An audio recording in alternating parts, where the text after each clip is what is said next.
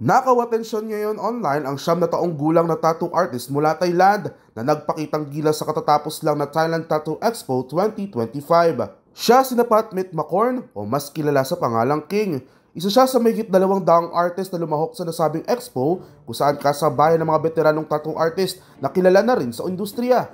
Ngunit sinong mag-aakala na sa murang edad ni King ay kaya nitong makipagsabayan sa mga veterano at magawang gumuhit ng mga may hirap na obra. Gaya na lamang ng imaheng ito na may laki ng 20 sentimetro at may kitang hidihad lang ang kanyang maliit na kamay para magamit ang malaking tattoo gun. Ayon kay King, namana niya raw ito sa kanyang ama na gumagawa na rin ng video sa TikTok. Minsan nga'y gumagawa ng collab ang dalawa na anya'y may tuturing na din na parang father and son bonding.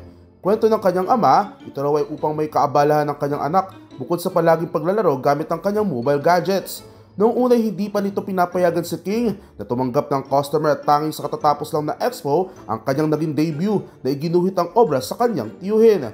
Paliwanag pa ng ama, sa ngayon, mga kaibigan at kamag-anak muna ni King ang pinapayagan ito maging kliyente at kailangan pa raw muna sumailalim ni King sa isang mahigpit na hygiene training at maging prioridad pa rin ni King ang kanyang pag-aaral. Para sa DZRH TV, ito si James Galange, una sa Pilipinas, una sa Pilipino.